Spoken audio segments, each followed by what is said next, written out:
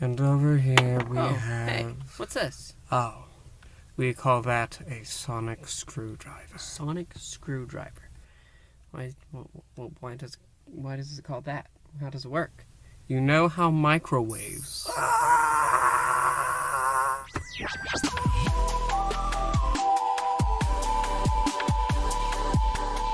Hello everybody, my name is ProfPixel here once again on Mad Men with a Box for what? For Doctor Who, Redacted. We are in episode 6, and, well, our main characters, of course, as we last left them, are in unit.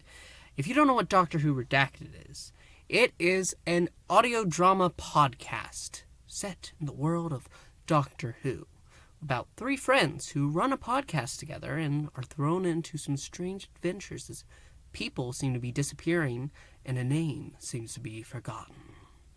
But overall, it's a really solid series. If you haven't been given it a chance, you definitely should. Initial thoughts on this episode in particular, I love it. I also hate it. I love it and I hate it, which is great. Because I hate certain things about it, I love it even more. Because that's what a good drama should do. It should make you feel something. And this one definitely will. I'm not going to expose what happens until the very end, because I do a recounting of events. If you don't want that, then you should go listen to it. And then come back for the end, because I'm going to be able to expand upon the things that I reveal. So, if you don't want spoilers, you should go ahead and run away. Go away. Out. But please stay if you want to. Now, you've been given your warning. Here we go. We are inside of unit headquarters, and it appears that Cleo, Abby, and Shauna, the 3 friends that we've been following, our 3 main characters, are watching a unit recruitment video from a long time ago. Whenever it came out, whenever it was made, clearly it was when the doctor was there, because during it starts cutting out as they try to introduce a kind alien. Ultimately, it ends, and they are then trying to decide what to do. Abby wants to know about what's going on, what unit could possibly be doing, because they could help them with this situation. They seem to have kind of an experience with these events. But Cleo and Shauna, they're a little skeptical. They're unsure because, well, they were kidnapped. But that's when a person comes in. A woman comes in by the name of Osgood. Osgood, which it is actually her. It is the same actress. She is there as the chief scientific officer at UNIT. It seems that Kate Stewart has disappeared out of existence. It's not explained exactly how or why, because we actually got to hear from her in the last episode, but something must have happened between then. Osgood goes ahead and explains that Roberts, the one who pulled the gun on them at the end of the last episode, has been fired, gone, cut out. And she goes on to explain how they're actually hoping they can get some help from them. How, since whatever's been happening, their system is completely corrupted, except for little bits and pieces of information. And there are hundreds of new objects in their archives that have no record at all. And Osgood goes ahead and she says she'll give a tour of their warehouse to show off all these objects. As Osgood leads them through the warehouse, she goes ahead and she shows them some interesting things. She tosses them a small bottle of pills from Adipose Industries, the fat pills that would make your fat walk away. Nobody's taking them. Don't worry about that. But she goes on to explain that their podcast has been digging into real events, things that actually happen, not just a bunch of mumbo jumbo. And she's actually quite impressed. And she wants to go ahead and debrief Abby in particular. But that leaves Cleo and Shauna in the warehouse. And, well, she's hoping that she can go ahead and look into their system. And they're left with Joel. Joel is a very exciting figure. He's just filled with energy. How he talks is like this. You have never seen as much joy come from one man as you have seen from Joel. Joel is the kind of person that we all wish we could be. I'm just kidding. Actually, I'm not kidding. That's actually how he is. But he's fun. He's fun. He's a good time. And Osgood is able to talk to Abby. And we get to cut into that. How she is a fan of their podcast. And Abby's kind of taken aback by that. She's like, oh, really? You really like what we're doing? And Osgood goes ahead and starts pretty much interviewing her. And Abby is kind of jumping the gun, but at the same time not, because Osgood is receptive to it when Abby is saying, are you interviewing me for a job, like a job? And how she takes care of her mom, so she can't really go anywhere, but she could work from home if they have some kind of hybrid situation. And Osgood says that they should be able to make that work out. So it seems that Abby's might be getting into some things. At the same time, we get to hear about Cleo and Shauna as they go through the archives and they're looking through. There's certain files that they're able to read parts of, like how the adipose pills were collected and a cleanup of adipose industries. But that's it. All other information is cut out.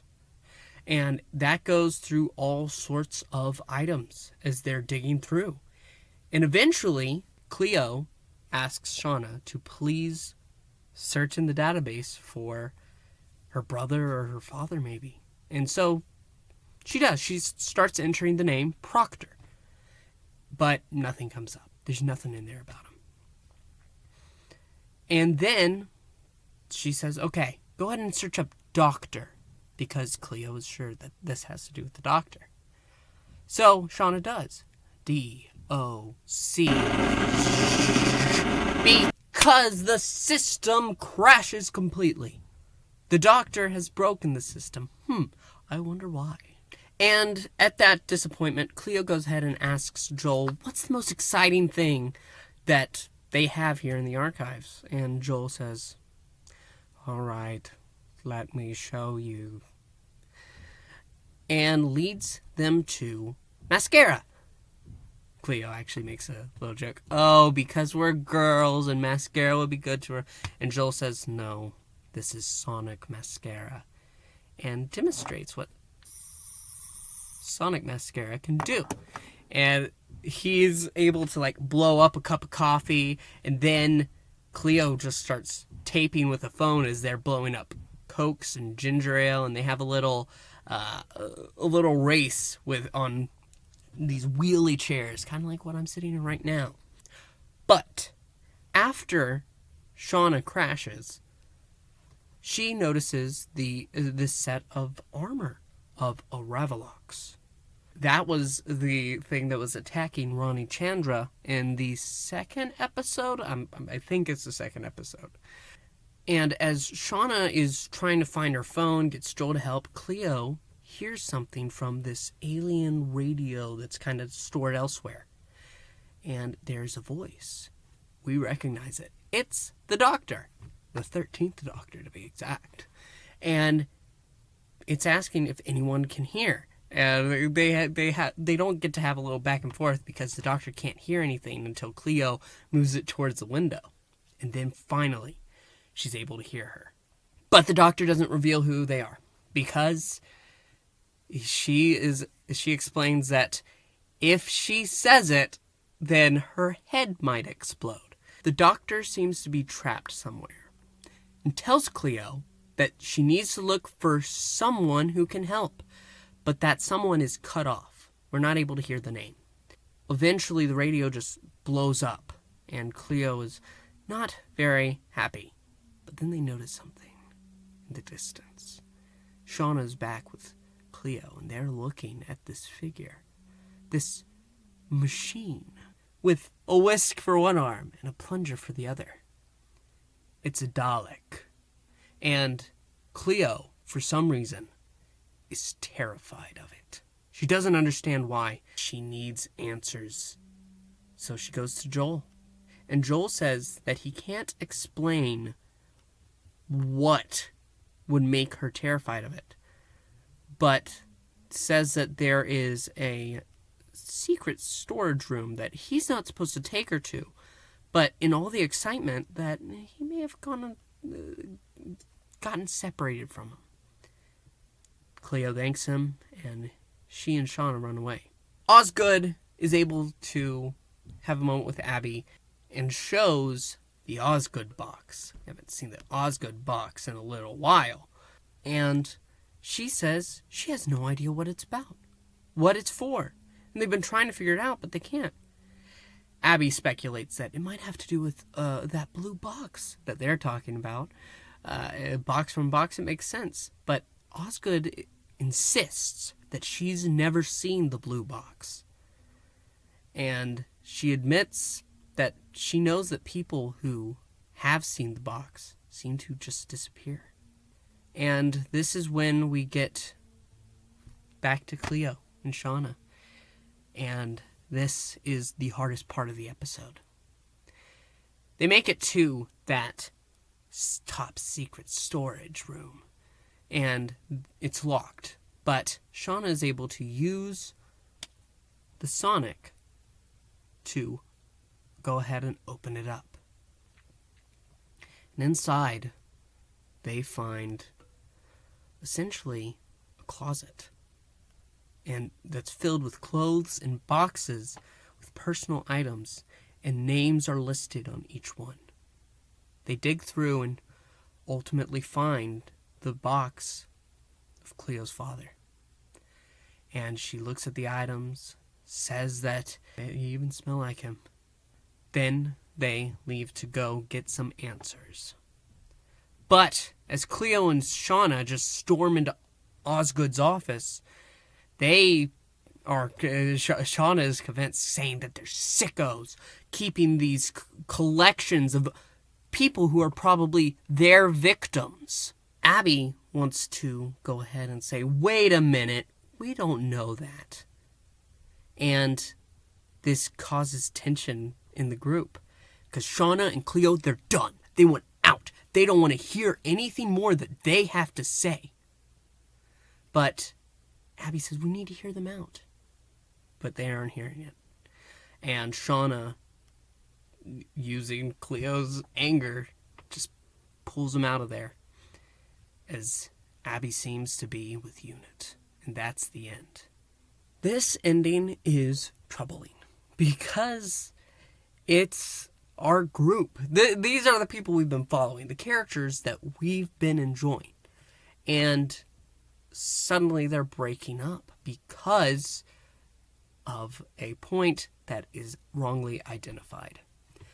I typically just end the video saying that this is just such a good show, but I can't here, because I'm going to have to take a moment and say that Shauna is completely in the wrong here. And it's no fault of the writers, because actually this is what they intend. They want the character to have this flaw, that she's so blinded by her hate that she's unable to actually look for answers. Her skepticism has cost her, and it's going to, unfortunately, take longer for us to get our answers at the end of this series. Abby obviously has excitement. She wants to learn about Unit. These supernatural things that she's been obsessed with her entire life, they're true. They're everything that she was hoping for. And it's understandable to understand her excitement. You know what else is understandable? Cleo's grief. Cleo, after 20 years, knows what happened to her dad. She would be upset, blinded by grief. The only one here who has no ground to stand on is Shauna. I mean, yeah, they were kidnapped by Unit, absolutely. But after their apology and the clear up of what happened before, there's no excuse. She's allowing her skepticism to completely blind her to the idea that there's another world out there beyond her front door. And she's willing to take Cleo down with her. And it's ultimately frustrating. You know what else is frustrating about Shauna? Her obsession with Abby. And it's getting troubling. I could move past it when it was the boyfriend. But now, with Osgood, she saw that they were laughing for a moment behind the windows of Osgood's office. And green with envy. Absolutely jealous in a snap. And if anybody should be the most concerned there, other than Cleo, it should be Abby. She's the one who was tasered. She's the one who has a mother to get back home to take care of. And the only one that I feel that doesn't have the right to be as she is in this episode is Shauna. And it's ultimately frustrating. But that's a pro. That's a good thing. I should feel something from a show. I should feel frustration, anger, joy. And I am. And that's why I say that this show is the best Who that we've gotten in years. And this episode, I really have to commend to it. Joel was played by Ken Chang. Oh gosh, did I just say that wrong? If I did, I apologize. But Ken, he wrote a good episode. He used the characters as they should. It's brilliant. So hats off to you, sir. Hats off to everybody, because I am so happy with this show. I know that on the scale of Doctor Who, this is kind of low, but it's not. I hope that things like this help people respect the art, the work that's poured into these productions, because this is better than the main Doctor Who show right now. It really is. And so if you aren't checking it out, you're costing yourself a good time. So I highly recommend, if you're feeling like it, go ahead, listen to it, then come back. Leave a comment below. I want to hear your thoughts about Doctor Who Redacted. I'm loving it, and I'm probably going to love it until the end. But if you want to find out, keep up with the channel. You can do that by subscribing. Also, make sure to like. It helps out the channel a lot, and we're trying to grow. And if you can help us, thank you so much. But that's about all I have time for this week. We'll see you next time for Doctor Who Redacted. Geronimo, Alonzi, and we'll see you next time. Bye-bye.